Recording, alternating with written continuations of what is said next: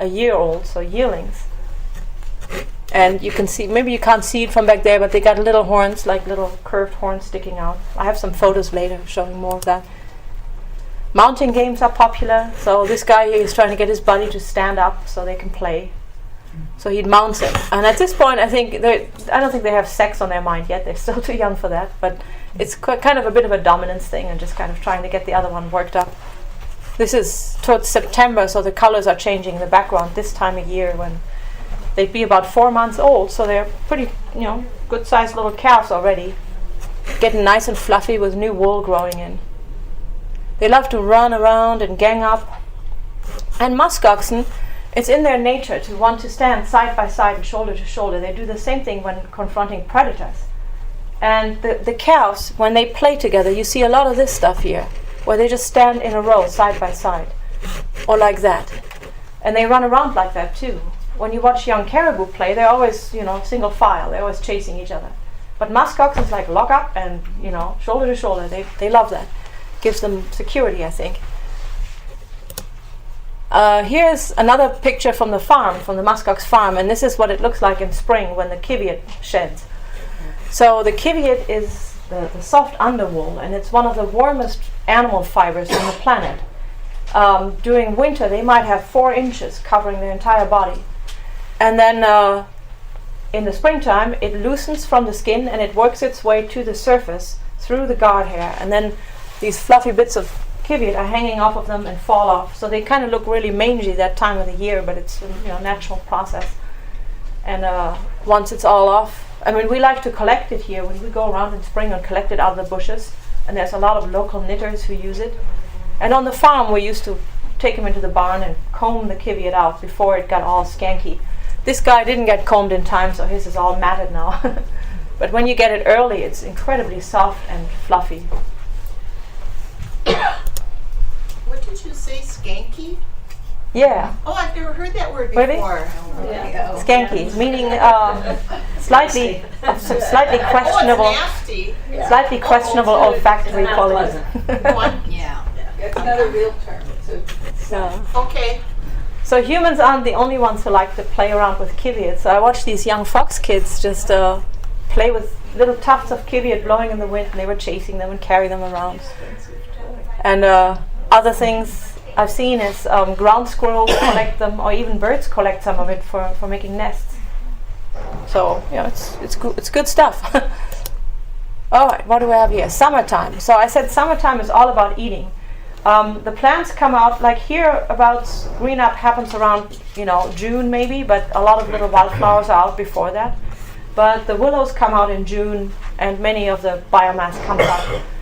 And that's of course what they need to. They eat year round, obviously, but food pickings are kind of slim the rest of the year. So summertime is when they really load up and try to put on body reserves and renew their fat reserves. And here's 2 young bulls, and they're in sort of a bog area that's overgrown with horsetails.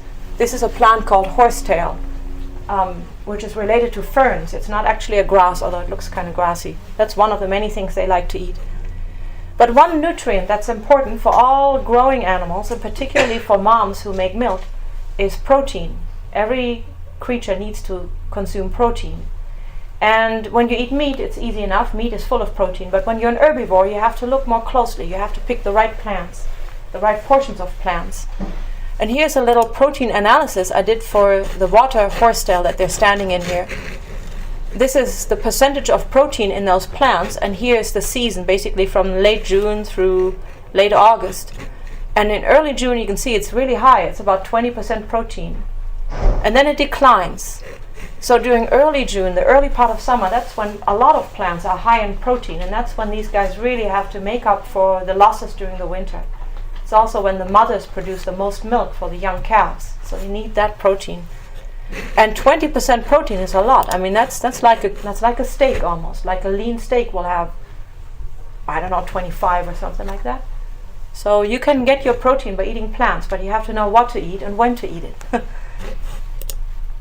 Here they are, a whole bunch of them. That's one of those bogs, and there's horsetails in there, but also grasses and sedges. And they like the willows as well. The willows also have certain amounts of protein in it and other nutrients. And of course, once they've eaten a lot, these guys are ruminants. At some point they need to sit down and chew their cuds. So this animal back here is probably chewing his cud, this guy here. The other ones are just out cold sleeping. It's just like, when they're in a group, they feel safe, and then some of them can be out snoozing and others will pay attention. But they do like to lie around and rest. And when I followed them around on foot, when I did research, I really appreciated that. But every now and then they just sit down for 3 hours and do nothing, and then I could do the same. Here they are eating willows. So they like to grab the willow twig and just slip off the leaves, like, and moose, caribou, reindeer, they all eat the same way, and then just strip the leaves off the twig, and then you get all these stripped twigs here everywhere. When you go through a willow thicket in summer and you see stuff like that, you know that either the moose or musk oxen have been there. Here there are more of them eating horsetails, and these are horsetails and sedges mixed in.